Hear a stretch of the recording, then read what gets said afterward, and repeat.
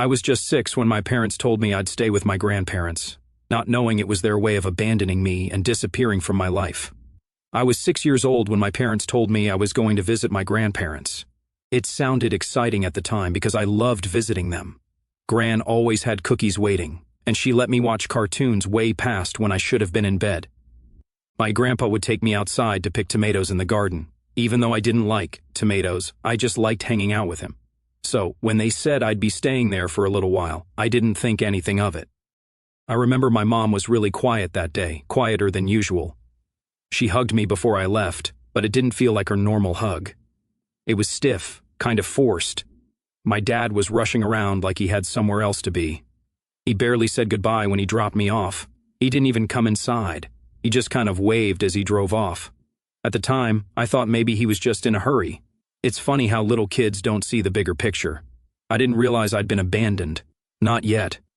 At first, I kept asking Gran when my parents were coming back. She'd smile and say, "Soon, sweetheart." I think she really believed that at first. I think we all did. But then days turned into weeks and weeks turned into months. Gran eventually stopped giving me answers. She just looked sad whenever I asked. Grandpa, who was usually so cheerful, started shaking his head and muttering under his breath whenever my parents came up. The real explanation came from my uncle. My uncle is my dad's younger brother, and he's always been the kind of person who tells it like it is, no sugarcoating. I was playing in the backyard when he came over one day. He sat me down on the swing set and told me as gently as he could that my parents weren't coming back, not for a while anyway. "They think it's best for you to stay here," he said. I didn't understand. Why would it be best for me to stay here? Why weren't they coming back? He tried to explain that my sister was sick and that my parents needed to focus on taking care of her. Even at 6, I knew that didn't feel right. Why couldn't they take care of both of us? Why couldn't I go back home? He didn't have answers for that, and I could tell he was mad at my parents, though he didn't say it outright. I remember crying that night, not just crying, but sobbing, the kind of crying where you can't breathe. Gran sat with me on the couch and rocked me back and forth like I was a baby again. She didn't say much. She just let me cry it out. I think that's when it really hit me that they weren't coming back for me. Life with Gran and Grandpa wasn't bad, though. They were loving and kind, and they tried to give me as much stability as they could, but they were also old and tired. I think it was a lot for them to suddenly have a little kid to take care of. That's where my uncle and aunt stepped in. My uncle, who didn't have kids of his own, started coming over more often. At first, he'd just help out, fixing stuff around the house, mowing the lawn, and taking me out to get ice cream when he could tell I needed cheering up. But after a while, it became clear that my grandparents couldn't keep up with me full time. So, my uncle and his wife offered to take me in. I didn't want to leave Gran and Grandpa, but they sat me down one evening and explained that it was for the best. "You'll still see us all the time," Gran promised. And she was right. They only lived a few blocks away from my uncle, so I saw them almost every day. Living with my uncle and aunt was an adjustment at first. I was used to my grandparents' slower pace, and suddenly, I was in a house with younger adults who had a completely different vibe. They were stricter in some ways. Bedtimes were actually enforced, but they were also more energetic. My uncle would play catch with me in the yard, and my aunt would bake cookies with me and let me decorate them, even though I was terrible at it. I started calling them Mom and Dad when I was around 8. It just kind of happened naturally. They never asked me to. They said I could call them whatever I wanted, but after a while, it just felt right. They were the ones who tucked me in at night, helped me with my homework, and came to my school events. The whole time, my biological parents were ghosts. I'd call them sometimes, but they wouldn't pick up. I'd send letters, but they wouldn't write back. Every now and then, Gran would get an update about my sister through one of her church friends, and that was the only way I ever knew what was going on with them. One time, when I was about 8 or 9, they did visit. I don't even remember why. Maybe they felt guilty, or maybe they just wanted to check the box of seeing their son. Whatever the reason, it was awkward. They acted like they didn't know what to say to me, and I didn't know what to say to them either. I was shy around them, like they were strangers. And honestly, that's what they felt like. They didn't stay long. I think the whole visit lasted an hour at most. After they left, my uncle hugged me and said, "You don't need to worry about them, okay? We've got you." That's when I decided that he was my real dad. My biological parents might have brought me into the world, but they weren't the ones raising me. Looking back, that drop-off at my grandparents' house was probably the most defining moment of my childhood. It's the moment my life split in two. The life I thought I'd have with my biological parents, and the life I ended up having with my uncle and aunt. I'm grateful for them every single day, but I'd be lying if I said that abandonment didn't leave some scars. By the time I was about 9, I had stopped asking about my biological parents as much. Not because I didn't care. I mean, they were my parents, right? But because asking never led to anything. I'd bring them up and my grandparents would just get quiet. My uncle and aunt, though they tried to stay neutral, couldn't hide their frustration either. I guess I just got tired of the same non-answers. At first, I still tried to reach out to them. I'd send letters with little updates about school, like how I got a gold star on my spelling tests, or how we were learning about dinosaurs and T-Rex was my favorite. Looking back, they were probably the kind of things a little kid would think their parents would love to hear, but they never wrote back. Not once. I'd sit by the mailbox for days after sending something, hoping maybe this time they'd reply. Eventually, I just stopped waiting. When I was around 10, I had this old flip phone my uncle gave me. It didn't have games or anything cool on it, just basic calling and texting, but I loved it because it made me feel grown up. I used to call my parents sometimes, thinking maybe they'd pick up if it was their big boy son calling. They didn't, not once. I left voicemails sometimes, but they never called back. One time, I even asked Gran if maybe they'd lost my number or forgot where we lived. She just gave me this sad little smile and said, "Sweetheart, they know how to find you if they want to." I don't know why, but that hit me hard. The idea that they could call or visit anytime they wanted but just didn't, that was a tough pill to swallow. I think what really made me stop trying was this one visit when I was around 11.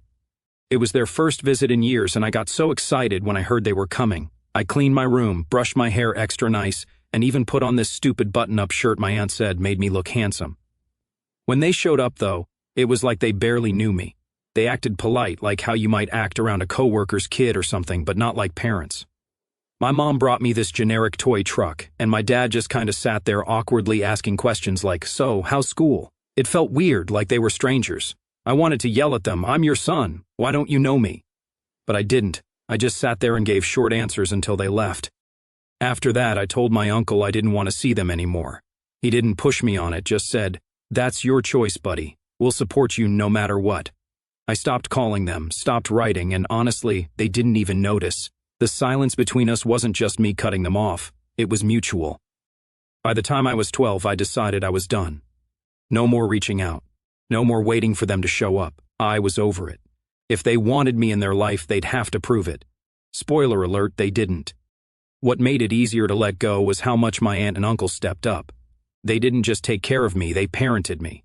My uncle went to every parent-teacher conference, even the boring ones where the teacher just said, "He's doing fine." My aunt would stay up late with me when I had a project due the next day, even though I'd procrastinated until the last minute. One summer, they even took me to Disneyland.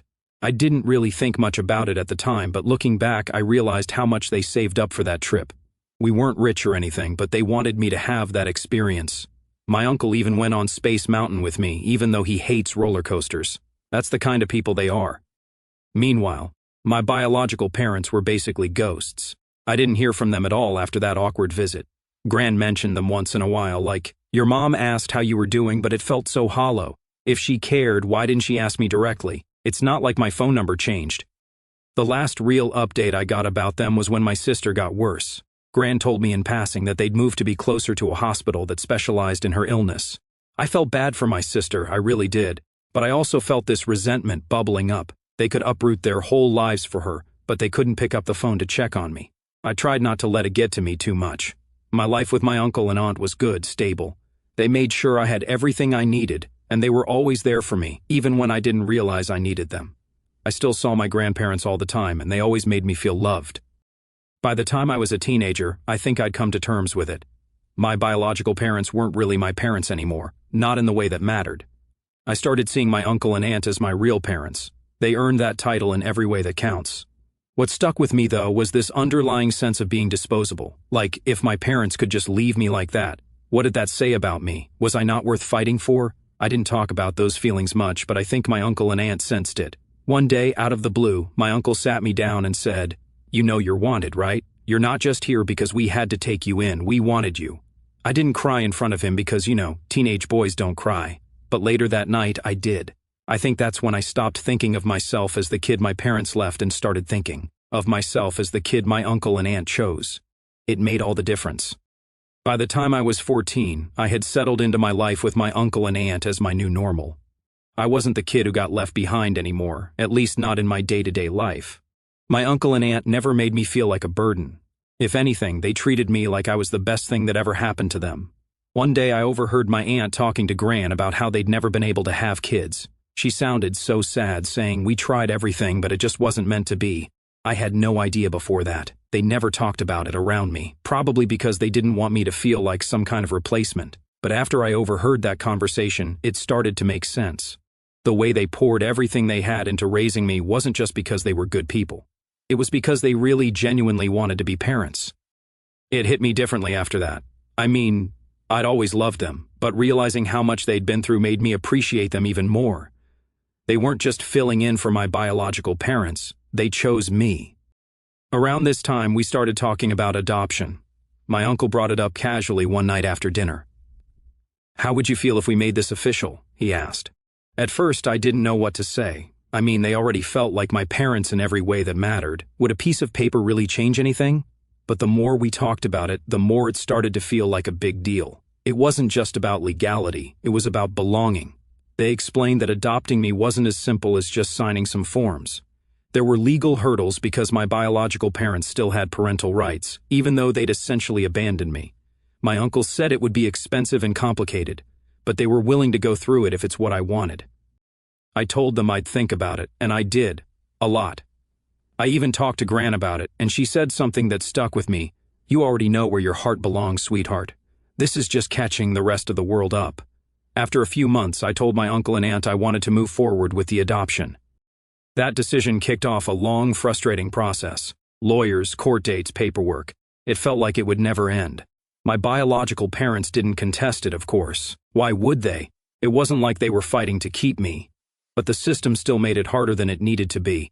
Even with all the hoops we had to jump through, my uncle and aunt were determined to make it happen. I think they wanted it as much as I did, maybe even more. They wanted me to know without a doubt that I was theirs. The adoption finally became official when I turned 18. I remember sitting in the courtroom, hearing the judge declare that my uncle and aunt were now my legal parents. It felt surreal. I'd been waiting for that moment for so long, and when it finally happened, I didn't even know how to react.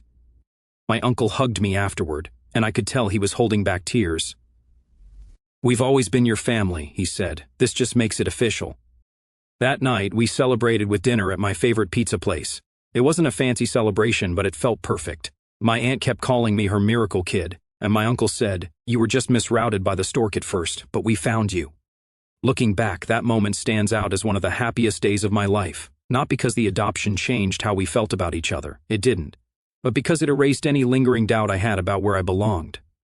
The adoption also changed how I thought about my biological parents. For years, I'd been carrying this weight of not being wanted, but that day it finally hit me that their rejection didn't define me. My uncle and aunt's love did. I started calling them Mom and Dad full-time after that. It wasn't something we discussed or decided, it just happened naturally. They didn't say anything about it the first time I did, but I saw the way my aunt's face lit up when I said, "Thanks, Mom," as she handed me a plate of food. The adoption also marked the beginning of me fully letting go of my biological parents. Before that, I think a small part of me was still holding out hope that they'd come back, that they'd apologize, that they'd somehow make up for all the years they'd been gone. But after the adoption, I realized I didn't need that anymore. I already had everything I needed. Around this time, I started college. My new parents, it still feels weird calling them that even now, were my biggest cheerleaders. They helped me fill out my FAFSA, drove me to campus tours, and even bought me a new laptop as a graduation gift. When I moved into my dorm, my aunt cried, and my uncle pretended not to. College was a fresh start in a lot of ways. For the first time, I was surrounded by people who didn't know anything about my past. I didn't have to explain why I didn't talk to my biological parents, or why I called my uncle and aunt Mom and Dad. I could just be me. Of course, I still went home for holidays and long weekends. Every time I walked through the door, my mom, my aunt, but now officially mom, would have cookies waiting, and my dad, my uncle, would ask me about every single detail of my classes. They made sure I knew that no matter where I went or what I did, I always had a place with them. In a weird way, I think being adopted at 18 meant more to me than if it had happened when I was younger. By then, I fully understood what it meant. It wasn't just about being taken in, it was about being chosen. My uncle and aunt didn't just take care of me out of obligation, they went out of their way to make me part of their family. That's something my biological parents never did. I was 20 when my sister passed away. It was late November, right after Thanksgiving. I hadn't seen or spoken to her in years, so hearing the news hit me in a way I wasn't expecting. I didn't cry, but it was like a weight settled in my chest that I couldn't shake. Gran was the one who told me. She called one evening and said, "Sweetheart, I need to tell you something. Your sister passed away last night." Her voice was steady, but I could tell she was holding back tears. Gran always stayed in touch with my biological parents more than I did, mostly because of her church circle. She'd hear updates about my sister through mutual friends and sometimes pass them on to me, but I never asked for details. I didn't know how to feel. Part of me wanted to grieve for her because she was my sister. But the truth is, I barely knew her. She was 14 when I was sent away, and by the time I was old enough to really remember her, I'd already been out of the picture for years. The memories I did have were faint, like flashes of moments we shared as kids, playing tag in the yard, her braiding my hair for fun even though I hated it, and her yelling at me for breaking her favorite doll. Those were the memories I clung to when I thought about her. But the reality was, she grew up without me, and I grew up without her. Gran told me the funeral would be in 2 weeks. She wasn't pushy, but I could tell she thought I should go. "It might give you some closure," she said softly. I told her I'd think about it. The next week, I wrestled with the decision. I didn't want to see my biological parents, but I also felt like not going would be wrong. My sister didn't deserve to be ignored just because I had problems with them. In the end, I decided to go, but I made it clear to my parents through Gran that I didn't want to talk to them. I showed up at the funeral late and slipped into the back row of the church. It was a small service, mostly family and a few of my sister's friends. My biological parents were in the front, and even from the back, I could see how broken they looked. My mom kept dabbing at her face with a tissue, and my dad just stared straight ahead like he was in a daze. I didn't feel anything when I looked at them. No anger, no sadness, nothing. They were just two people I used to know. The service itself was short and quiet. The pastor talked about my sister's life, her strength, and how much she meant to the people who loved her. I sat there feeling out of place. I didn't belong in that room, surrounded by people who knew her so much better than I did. When the service ended, I slipped out before anyone could stop me. I didn't want to get cornered by my parents or have some awkward conversation with relatives I hadn't seen in years. I just walked to my car and drove away. I thought that would be the end of it, but, of course, it wasn't. A few days later, my biological parents called my uncle. I guess they wanted to talk to me, but I told him to tell them I wasn't available. I didn't care what they had to say. They'd ignored me for years, and now they suddenly wanted to reconnect. It felt too convenient. Gran wasn't thrilled with my decision. She thought I should at least hear them out, but she didn't push me. She's always respected my boundaries when it comes to them. In the days that followed, I felt this weird mix of emotions. I wasn't sad for my parents. I couldn't be after everything. But I did feel a sense of loss for the relationship I could have had with my sister. She was the one person who might have understood what I went through, and now she was gone. My uncle and aunt were amazing during this time, as they always are. My mom, my aunt, but she's mom to me now, kept checking on me, asking how I was feeling. My dad, my uncle, didn't say much, but he gave me these reassuring pats on the back whenever he saw me. They knew I wasn't grieving in the traditional sense, but they also knew this wasn't easy for me. What surprised me most was how much I thought about my sister after the funeral. I found myself digging through old photo albums, looking for pictures of us as kids. There weren't many, just a handful of us playing in the backyard or sitting together on Christmas morning. But those few pictures felt precious, like proof that we'd once been a real family, even if it was only for a little while. I also thought a lot about the life she must have had. Gran had told me bits and pieces over the years my sister was strong, kind, and loved by everyone who knew her. She fought her illness with everything she had, and I respected her for that. But I also couldn't help but wonder if she ever missed me. Did she think about the little brother who got sent away? Did she feel guilty even though none of it was her fault? I'll never know, and that's the hardest part. In the weeks after the funeral, my biological parents tried to reach out again. They sent a card through Gran, saying they wanted to talk. I didn't respond. I wasn't ready, if I'd ever be ready. The funeral didn't bring me closure, at least not the way Gran had hoped. If anything, it just brought up more questions. But it also solidified something for me. My parents and I were strangers now. They might have given me life, but they weren't my family. My family was the people who stood by me, who raised me, who loved me without conditions. Christmas was always a big deal for my family, not my biological parents, of course. I'm talking about my uncle, aunt, and Gran. Ever since I started living with my uncle and aunt, they made Christmas special for me, decorating the tree, baking cookies, blasting Christmas music. It was like something out of a holiday movie. For years, that was my Christmas tradition, and I loved it. This past Christmas felt a little different, though. It was the first one after my sister's funeral, and while I hadn't been close to her, the absence of her presence in the background of my life felt strange. My biological parents had tried to reach out to me a few times since the funeral, but I'd ignored every attempt. I figured they'd get the hint eventually. That night, I went to midnight mass with Gran, which was something we always did together. My aunt and uncle didn't usually come. They weren't really church people. But Gran loved the tradition, and I liked spending that time with her. It was one of those quiet moments where everything feels peaceful, and for a while it felt like the weight of everything that had happened was lifted off my shoulders. That peace didn't last long. About halfway through the service, I felt someone sit down behind us. At first I didn't think much of it, but then I caught a whiff of my mom's perfume. It's funny how smells can trigger memories.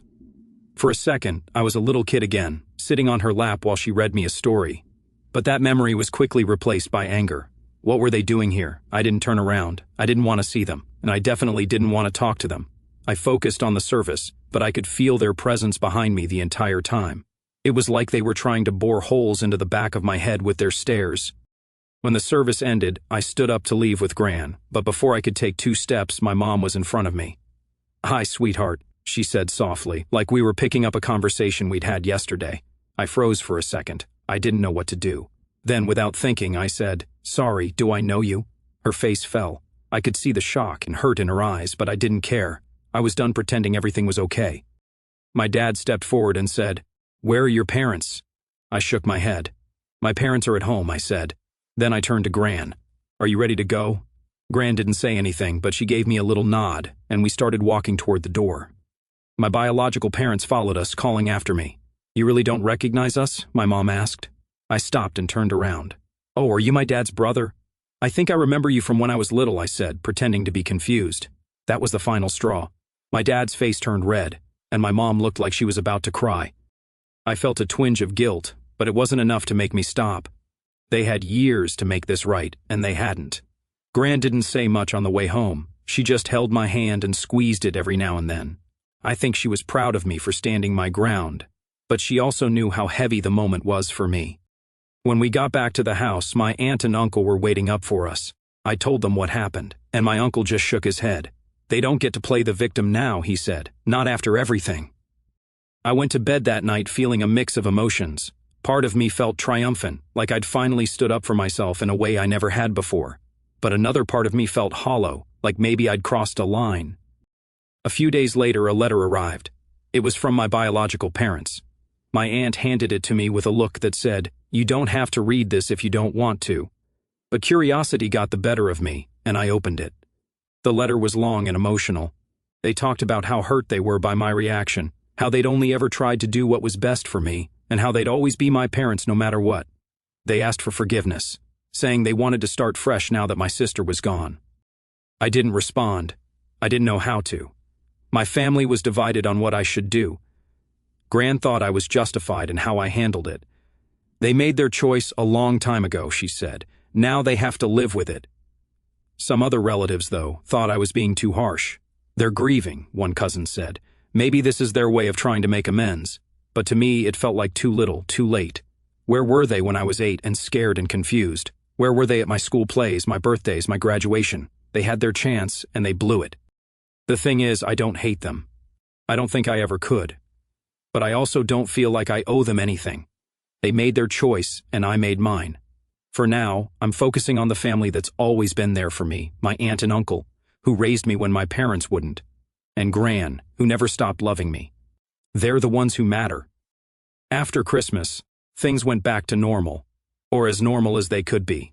I returned to school, buried myself in studying, and tried to push the awkward encounter at midnight mass out of my head. But my biological parents weren't done. About a week into January, another letter arrived. This one wasn't just emotional, it was almost desperate. My aunt handed it to me like she was holding a bomb, her eyes full of concern. "You don't have to read this," she said gently. But I did. I felt like I had to, even if it was just to see what they had to say. The letter was long, several pages handwritten in my mom's neat script. She apologized over and over for what they'd done. She explained that they'd been overwhelmed when my sister got sick and had made decisions they thought were best for everyone, even if those decisions hurt me. She said they'd never meant to abandon me, but they didn't know how to juggle everything at the time.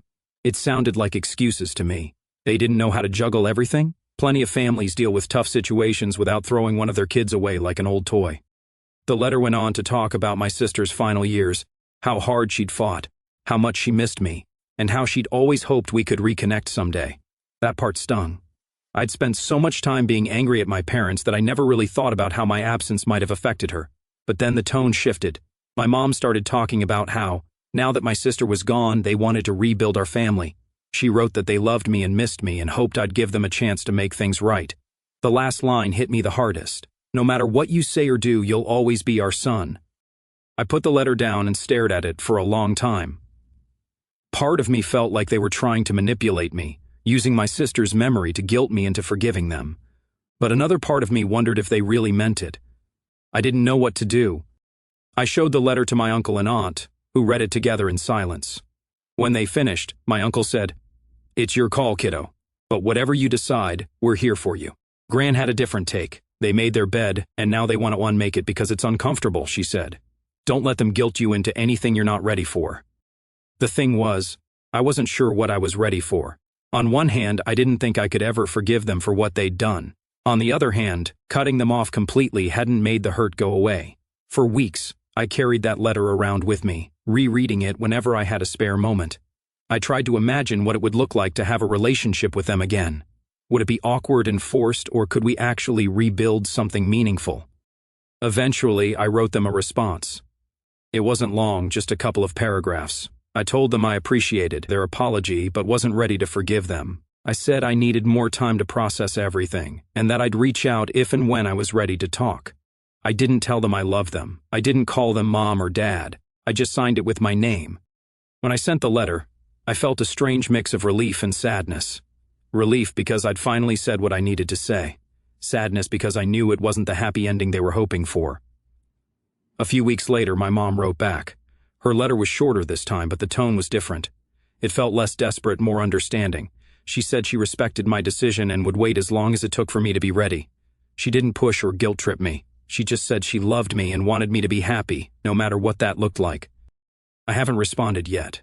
Maybe I will someday, but for now I'm focusing on the people who've always been there for me. My aunt and uncle, my real mom and dad, have done more for me than my biological parents ever did. They gave me a home, a family, and a sense of belonging. That's something my biological parents can't take away, no matter how much they try to reconnect. Gran says I handled the situation with more grace than she would have. You're a better person than me, sweetheart, she said with a little laugh. I would have told them where to stick it. Maybe she's right. Maybe I am too soft, but I like to think that setting boundaries while leaving the door open just a crack isn't weakness. It's me taking control of the situation on my own terms. For now, I'm at peace with where things stand. My biological parents might always be a part of my story, but they're not the whole story. The family that raised me, loved me, and chose me, that's my real family, and that's all that matters.